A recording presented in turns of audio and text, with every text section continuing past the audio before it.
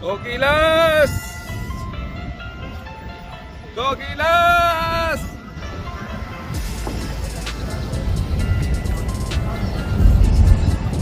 Gilas! Go Gilas! Gilas!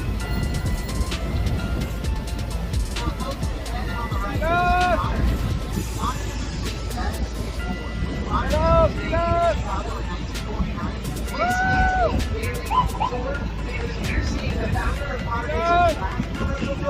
And later in the night, you're going to see the founder of Oregon first. Woo! It's called the Podium. Let's go! Let's go, Gilas! Yo mga kap, welcome back. Ako, maraming salamat po nakabalik sa ating channel. Kaputos page po, mumabati sa inyo ng magandang umaga, hapon at gabi. Maganda at guwapo po kayo lahat. Palagay ko tulog na kayong lahat. Katatapos lang ng laban kanina lang. Andito on the way na tayo sa trabaho. Actually nandito na tayo nakaparada.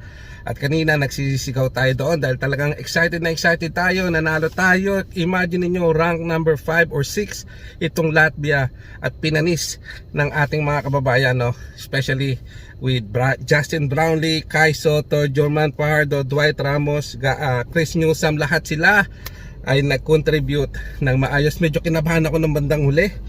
Akala ko talaga mahahabol pa. Diyos ko po, hindi po nakalamang ang Latvia sa laban na ito. At nagdare-diretso yung ating lamang hanggang third quarter. So itong fourth quarter medyo nagkaroon tayo ng parang konting kaba. Pero nanalo pa rin ng Gilas Pilipinas mga ka!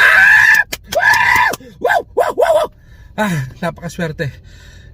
Gustong-gusto ko na matapos third quarter pa lang. Sabi ko sana tapos na. 89-80 sa mga hindi nakapanood mga kap. Ano ba ang naging reaksyon nyo? Nanonood ba kayo? Puyat ba kayo? May pasok ba kayo? At ano ang istorya ng inyong panonood? Pero ako talagang pagmulat ng mata ko kanina. Kasi po alas 11 po ng umaga dito nagumpisa yung laban. So swerte gawa ng hindi tayo napuyat. At hindi na ako nakatigil. At habang ako'y nagdadrive kanina ay nanonood pa rin ako dahil gusto ko talaga makita yung laro.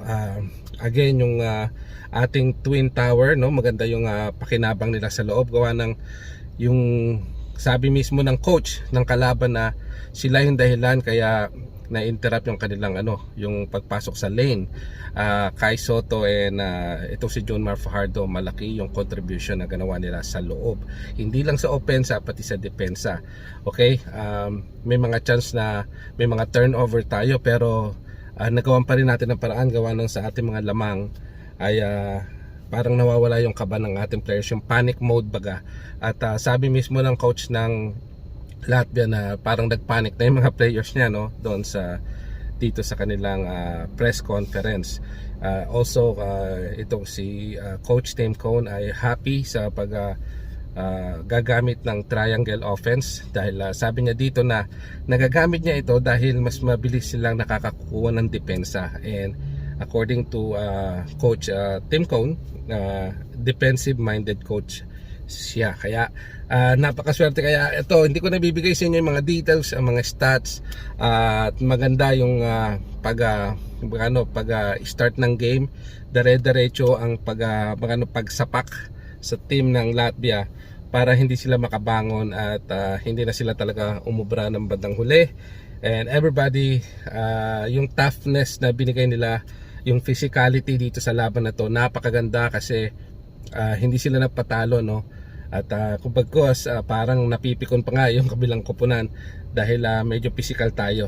And yun ang maganda kasi kailangan i-impose natin na hindi tayo natatakot sa anumang team. And alam niyo naman, ang Pilipinas may record tayo, di ba, na hindi tayo nagpapatalo.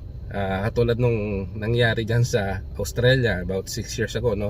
Yung medyo rambulan na nangyari. Kaya sa physicality kaya ng mga players natin, pero mas matatalino yung players natin ngayon. And I'm so happy, I'm so proud to be a Filipino today dahil alam mo, basketball fans talaga tayo, and to see our players stand out and have a good baga sa yung result dito sa paghihirap nila sa ating bansa ay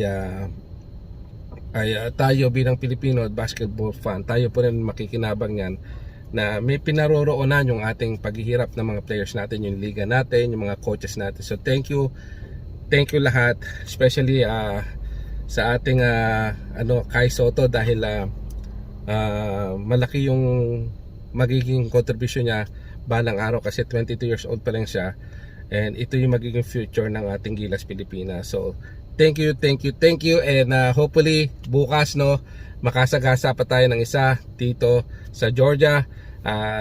Suporta lang tayo mga kap. Wag po kayo magpapabayang sumuporta sa ating bansa, sa ating mga players. Tama na yung mga hate na salita. Hindi tayo perfecto. Gaya ng mga players natin, hindi yan perfect. Kahit nakita nyo nangyari sa Latvia, no, sino mag-aakalang sila ay matatalo. So sila ba ay baga sa itong kanilang mga kababayan ay sila ba ida-down o bibigyan ng mga hate na mga salita? Baka hindi, kasi nakasuporta sila sa kanilang team. Manalo, matalo. So yun mga kap, we'll see you again in the next video. Have a nice day. Bye bye.